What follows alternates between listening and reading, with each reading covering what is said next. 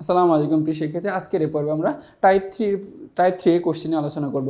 আমাদের চতুর্থ অধ্যায়ে দেখো প্রাকৃতিক দুর্যোগ। আমাদের টাইপ থ্রি এর বিষয়টা হচ্ছে কি প্রাকৃতিক দুর্যোগ। তো এই প্রাকৃতিক দুর্যোগ থেকে আমাদের কেমন টাইপের কোশ্চেন আসতে পারে আমরা এই কোশ্চেনগুলো একটু দেখব। তো 25 নম্বর কোশ্চেনটা বলতেছে যে ভূমিকম্পের ফলে ভূপৃষ্ঠে কুঁচকে ভাঁজের সৃষ্টি হয় কেন। আচ্ছা দেখো, এই যে কুঁচকে ভাঁজের সৃষ্টি হয় কেন, এক নম্বর বলতেছে যে আনুভূমিক ঊর্ধ্বচাপে, উলম্ব পার্শ্বচাপে, নাকি আনুভূমিক পার্শ্বচাপে, নাকি উলম্ব ঊর্ধ্বচাপে। আচ্ছা কোন প্রভাবে, কিসের প্রভাবে? আচ্ছা তো আমরা বলতেছি যে ভূমিকম্পের ফলে ভূপৃষ্ঠে কুঁচকে ভাঁজের সৃষ্টি হয় মূলত আনুভূমিক পার্শ্বচাপে। আচ্ছা দেখো যে এটা হচ্ছে আমাদের কি ভূপৃষ্ঠ উপরে। আচ্ছা দেখো যে আমাদের অনেকগুলো প্লেটের সমন্বয়ে আমরা জানি যে আমাদের এই মহাবিশ্বটা গঠিত।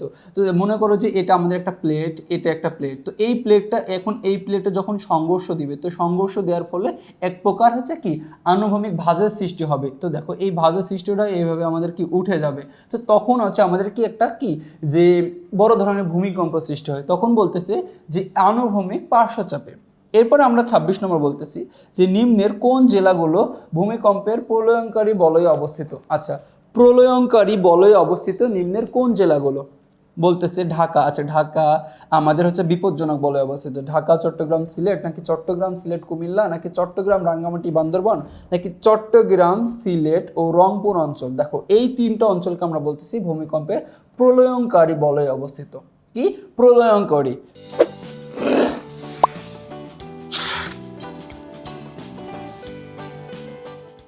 এরপরে আমাদের আচ্ছা এখান থেকে একটা শিখে নাও যে ঢাকা, আমাদের যে ঢাকা, এই ঢাকা অঞ্চল হচ্ছে আমাদের যে ভূমিকম্পের বিপজ্জনক বলয়ে অবস্থিত। এখন 27 নম্বর কোশ্চেনটা বলতেছে যে বাংলাদেশের বিপজ্জনক বলয়ে অবস্থিত। এখানে দিয়ে দিচ্ছে কোশ্চেনটা যে বাংলাদেশের বিপজ্জনক বলয়ে অবস্থিত কোন জেলা। আমরা জানি যে বিপজ্জনক বলয়ে অবস্থিত আমাদের হচ্ছে কি এই যে ঢাকা সিটি। এরপরে 28 নম্বর কোশ্চেনটা কি বলতেছে যে ভূমিকম্প প্রবল এলাকাগুলো হলো, দেখো আমাদের ভূমিকম্প প্রবল এলাকা আছে প্রায় তিনটা। একটা আমরা বলতেছি যে প্রশান্ত মহাসাগরীয় অংশ, 2 নম্বর হচ্ছে কি ভূমধ্য মহাসাগরীয় হিমালয় অংশ, 3 নম্বর হচ্ছে কি আরব সাগরীয় অংশ। তো বলতেছি যে নিচের কোনটি সঠিক। তো আমরা জানি যে দেখো যে এখানে আরব মহাসাগরীয় অংশ নাই, আমাদের হচ্ছে এটা ভূমিকম্পন প্রবল এলাকা না। তা আমরা জানি যে দুইটা এখানে যে একটা প্রশান্ত মহাসাগরীয় অংশ, একটা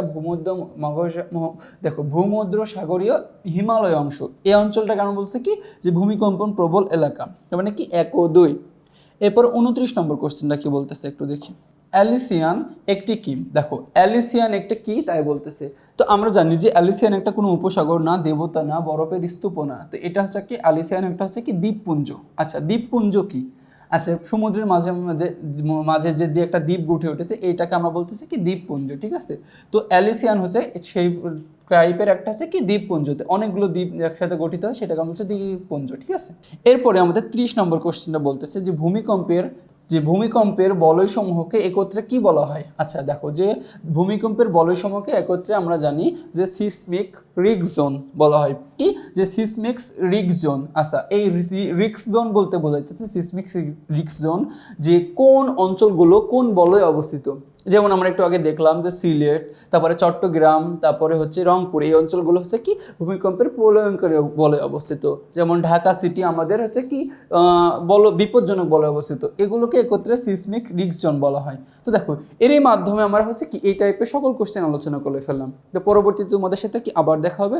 ততক্ষণ পর্যন্ত তোমরা সুস্থ থেকো, ভালো থেকো। আসসালামু আলাইকুম।